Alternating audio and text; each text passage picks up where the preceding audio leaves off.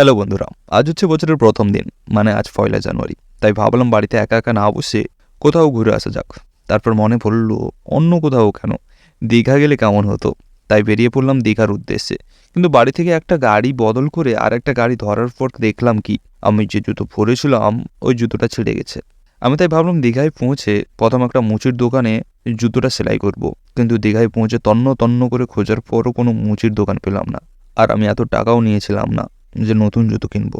তাই বর্তমান জুতোর কথা ভুলে দীঘার চোখমুগ্ধ মনোরম দৃশ্য দেখায় ব্যস্ত হয়ে পড়লাম। এই যে দেখছো, দীঘায় প্রচুর পরিমাণে ভিড় হয়েছে। আমার বাড়ি স্থানীয় এলাকায় হলেও আমি কোনো স্পেশাল দিনে কখনোই আসিনি দীঘা। শুধু লোকের মুখে শুনতাম যে স্পেশাল দিনে খুব ভিড় হয়, কিন্তু এখন এসে দেখি লোকে সত্যি বলতো।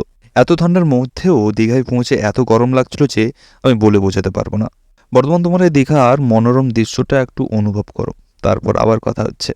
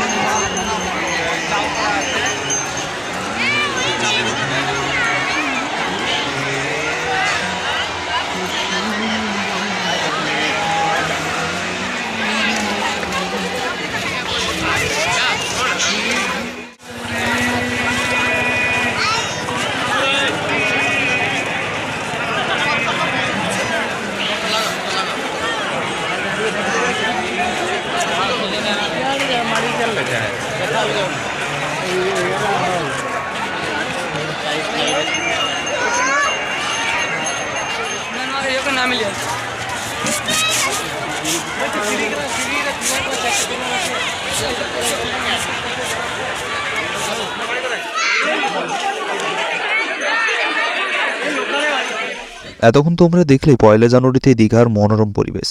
এতক্ষণ দীঘার এই ভিড়ে ঘোরার পর মনে হলো এত ভিড় থেকে একান্ত একটু গিয়ে বসি। কিন্তু কোথায় একান্ত গিয়ে বসবো, সব জায়গায় তো ভিড়। তাই ভাবলাম একটু ঢেউসাগরে গিয়ে ঘুরে আসি। 10 টাকায় টিকিট কেটে ঢুকে পড়লাম। কিন্তু ঢেউসাগরে ঢোকার পর দেখতে পেলাম অনেক বেশি ভিড়ে না হলেও কিছুটা ভিড় এখানেও হয়েছে। তাও কিছুক্ষণ ঢেউসাগরে ঘুরলাম। আর হ্যাঁ, ঢেউসাগরের পুরো যদি ভিডিও দেখতে চাও তাহলে কমেন্ট বক্সে অবশ্যই চেক করো, ঢেউসাগরের পুরো ভিডিওর লিঙ্ক দেওয়া আছে। ঢেউসাগরের মধ্যে ঘোরার পর বাইরে এসে কিছুটা খিদে পাচ্ছিল। তাই ভাবলাম দীঘায় এসছি আর ঝালমুড়ি খাবো না, তা কি কখনো হয়? কিন্তু ঝালমুড়ি খাবো কি?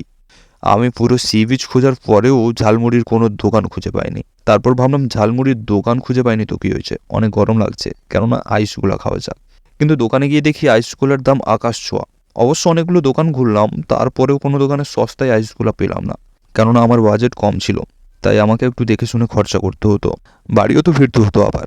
তারপর ভাবলাম আজ গোলা না হয় খাওয়া হলো না, কিন্তু খিদে তো অনেক পেয়েছে, কেননা পাপড়ির চাট খাওয়া যাক।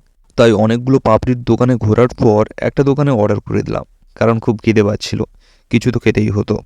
আর হ্যাঁ, পাপড়ির চাটের পুরো ভিডিও দেখতে চাও তাহলে অবশ্যই প্রোফাইলে ভিজিট করো, ভিডিও আপলোড করা আছে। পাপড়ির চাট মোটামুটি ভালোই খেতে ছিল, না খুব বেশি ভালো না খারাপ, খেতে মোটামুটি ভালোই ছিল। খাওয়ার পর কিছুক্ষণ পাশের একটা পার্কে বসছিলাম, অবশ্য ভিডিও বানাইনি, কারণ আমার মন কিছুক্ষণের জন্য হলেও আবার ছেঁড়া জুতোর দিকে চলে গেছিল। তারপর ওখান থেকে উঠে বাড়ির দিকে রওনা হই।